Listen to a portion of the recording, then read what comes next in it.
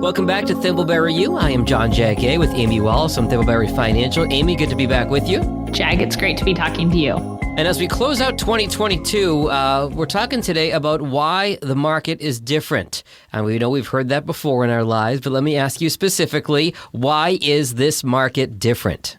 This market is different, and I don't want to be flippant about it because I imagine some of our listeners are looking for some big, deep answers on this. Okay. And the reality is that every downturn, right, which is really why we're talking about this market, nobody cares to talk about different markets in an upturn, but in a downturn that it's different than the market downturns before. Mm-hmm. And there is lots that's different. There was a pandemic. There is still a pandemic. There's politics. There's conflict with other countries. There's advances in technology that have been different since prior downturns. There's also more people working from home now, creating a different dynamic. And I think we'd be remiss to say that social media plays a much bigger role in our lives now than it did in the last prolonged downturn, which I'm really referring to 2008 here. Yeah, social media has a lot more town criers and Chicken Littles than it did in 2008, that's for sure. Absolutely. And as a country, we're much more divided. Yeah. So I think all of those things play a role in our mindset and our experience of what's happening. But I think the biggest thing that's different in this downturn is us, meaning people. Okay, so we've talked about the external factors. What do you mean by that last part? How are we as people different? Yeah, and I don't want to paint with a big, wide paintbrush. It's not the same for everyone. But let's use an example that works for all but our youngest investors first. Mm-hmm. 2008, the last prolonged bear market, was 14 years ago. Yeah. I know I feel like I'm in a very different spot than I was then. I have a 14-year-old in high school about to turn 15. Just life-wise, we're in a different spot. But bear markets had been happening every 6 to 8 years. Right. Up until that point. That was the average. So in a sense, we've gotten, as investors, those with experience, gotten out of the, quote, habit of those bear markets, and our expectations and mindset around what this feels like has changed, mostly from being out of practice, I think. That actually makes a lot of sense. And to your point, 2008, I hadn't even met my wife yet, and I've known her for over a decade at this point. We've been married 5 years. 2008, I was a 27-year-old radio DJ and a very, very different person than I was right now. And yeah, if something happens every so often, it stops happening, you forget about it. That makes complete sense. And if we consider then our youngest investors, their initial experience then hasn't been a normal pattern. Their pattern hasn't looked the same way that yours did. Yeah. Or that mine did, or that the baby boomers have looked, because they've had such a long bull market to experience that they didn't have that first ugly taste of a bear market. Fair. And then I think last, that's kind of the habit piece, but also recency bias. All right, so we've talked about biases on the show before. Specifically, remind us what recency bias is. Yeah, it is the idea that what has happened is the norm and should be expected. Yep, that's right. Right? So it is irrational. It feels rational, but it is irrational. And it makes us as humans unable to objectively look at the possibility or the probability that other events could occur. And the outcome of that is really some, unfortunately, poor decision making. You're making me think about a recent trip to Las Vegas, and you walk by the roulette wheel and it's like, well, red has come up the last 3 times. That might affect where I put my chips. And really, it's the same chance of red or black or 0 as it always is. But you're looking at, okay, I'm playing blackjack and the dealer busted 3 times in a row, so I'm sure they're going to bust again. That is recency bias, right? Absolutely. And just recently, our school had a fundraising event that was casino night. And I was having a great time at the roulette table that night. And sure enough, I can absolutely put myself in that position of, ooh, it was black. Ooh, it was odd numbers. Ooh, it was even numbers. What am I going to pick based on that? So what you're saying is if recency bias can affect someone as smart as you, Amy, we are all susceptible to it. Well, there's an opposite to it also, right? So the opposite of recency bias is primacy bias. Mm-hmm. It's the focus on early facts, prior examples, really to the point of excess. So that can also lead to poor decision making. Can you give me an example of primacy bias?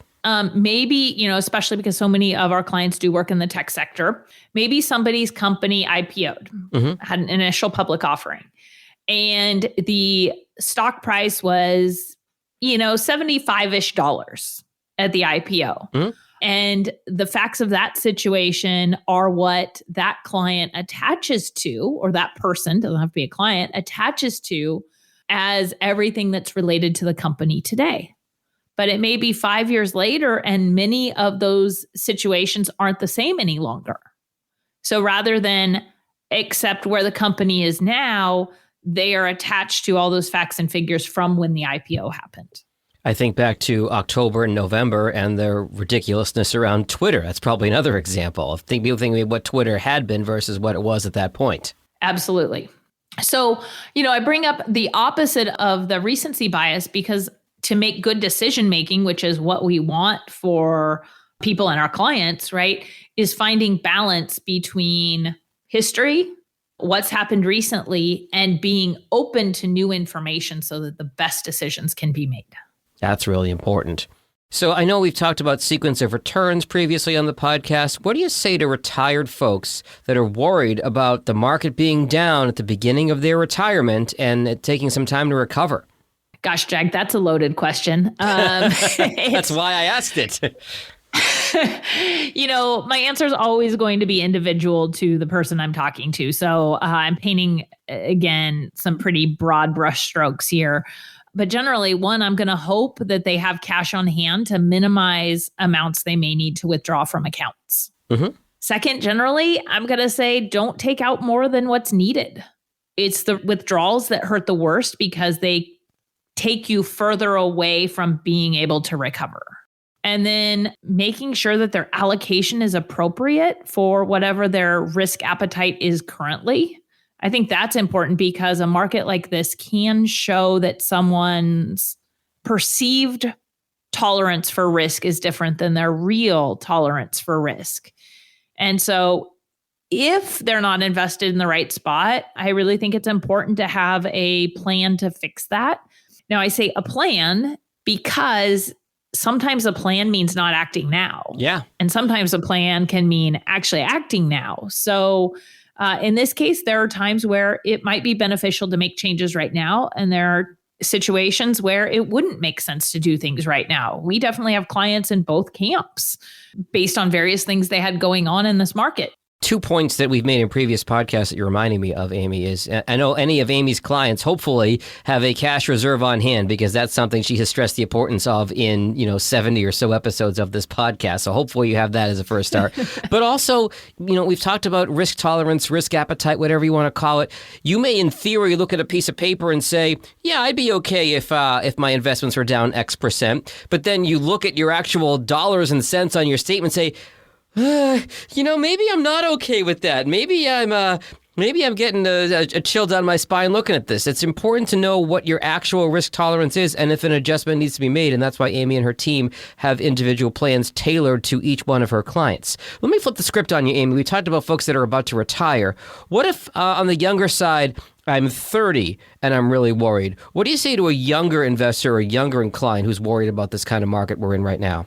Well, I think it's probably fairly safe to assume it's your first downturn. Right. Welcome to the party. Yep. Welcome to the party. And this is what we have to go through if we want to be invested. Mm-hmm. Like if we want the joy of investing and the benefits of that, we have to go through this. It's harder to experience something than to have heard about something. Oh, for sure. And so just knowing that you're experiencing this for the first time, and so there are some lessons to be gained from this to help know what the right thing is for you going forward.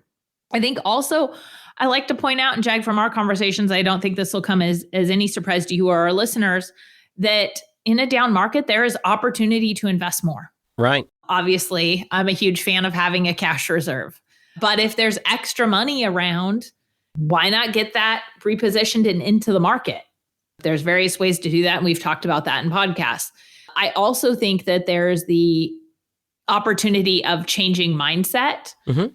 There is risk in being out of the market at the wrong time. We've talked about this before, that if over the 40 years from 1980 to 2020, you missed the top 10 days of the market, you would have less than half of what you would have if you were invested on those top 10 days. So being in cash actually creates risk. Same way that being invested has risk. They both have that. The analogy that I love is that you could say that stocks and securities right now are on sale. With the market being down, yeah, it hurts, but if you're getting into the market, you're potentially getting in on a lower floor, a ground floor, so that hopefully when the market comes back, past performance does not indicate future results, but you can ride that elevator up to the top as the market returns. So that's the potential to offset some of that risk. Again, each individual situation is different. Age is a big factor, whether you're in retirement or younger and have time to wait until retirement. We'll go in the middle now. Again, someone like me, I've mentioned this in the podcast before. I just turned 42. What about me? I mean, I feel like I'm kind of in the middle here of my working years between starting work, sweeping floors in a convenience store, and hopefully retiring on a cruise somewhere. So what about those of us in the middle? Yeah, I think oftentimes in the middle, it's similar to someone younger because let's assume you've got a long time frame until horizon and a long time frame till the rest of your life. There's a lot of opportunity. And you need to be able to remind yourself of that and stay patient. I think it's also a good reminder, maybe I'm repeating myself a little bit, but a reminder about keeping in mind what's most important and knowing, hey, I've got these shorter term goals and these longer term goals. Some of these I'm willing to delay a little bit and these other ones I'm not. So I think a market like this can be a good values check for your overall goals. That's a really good point. As we start to close out here, Amy, just a couple specific strategies you want to hit on in times like this? Yeah. One, staying invested. Like I mentioned, missing out on upside can be a very big deal. There is also how you invest. If you look at this and say, yeah, I've got some extra funds I can put into this market. There's lump sum investing versus dollar cost averaging. And this is what I was alluding to earlier when I said we've talked about it in other podcasts. That one, the lump sum investing means taking a chunk of money. If you have $100,000 that you want to invest, you could put it all into the market at one time. The market may go down the next day. So you have to tolerate that. Yeah. And know that eventually the market should recover. On the other hand, there's dollar cost averaging, which means maybe taking that $100,000 and you put $10,000 a month into the market for 10 months to get to your $100,000. Dollar cost averaging allows you to normally get a more average price per share and not take the risk that the market drops the next day, or at least is not big of a risk. But studies show that lump sum investing wins 66% of the time for every 10-year period in the market over dollar cost averaging. So I think this is one of those areas where the behavioral finance side of what me and my team looks like becomes so important in our work with our clients because it's not a one shoe fits all. Some folks we work with, absolutely dollar cost averaging is the right way to go because of their mindset. And if we lump sum invested and the market went down the next day, it's going to negatively impact all of their future investing decisions, even though statistically it's better. They have that shock. I mean, you scared me when you said dump in $100,000. I get that you dump in $100,000, market's down 10% the next day. That 100,000 is 90.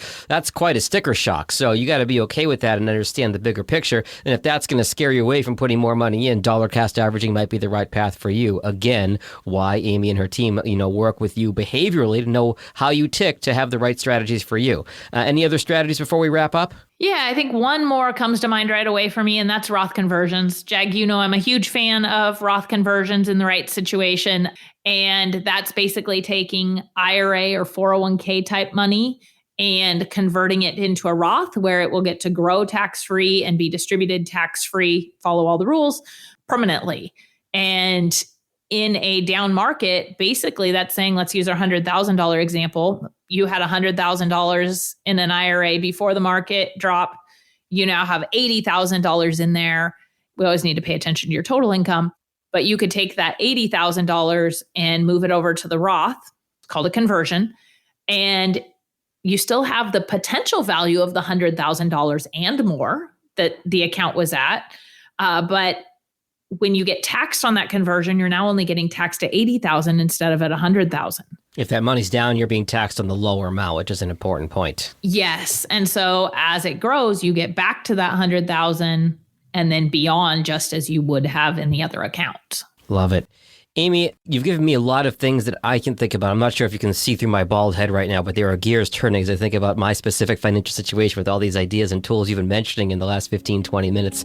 If one of our listeners has their gears turning and they want to reach out to you and your team at Thimbleberry, how do they find you? They can reach us at 503-610-6510 or find us online at thimbleberryfinancial.com. Great stuff, Amy. We'll talk again soon. Sounds good, Jag. Thanks. Registered representative, securities offered through Cambridge Investment Research, Inc., a broker-dealer, member FINRA SIPC. Investment advisor representative, Cambridge Investment Research Advisors, Inc., a registered investment advisor. Cambridge and Thimbleberry Financial are not affiliated.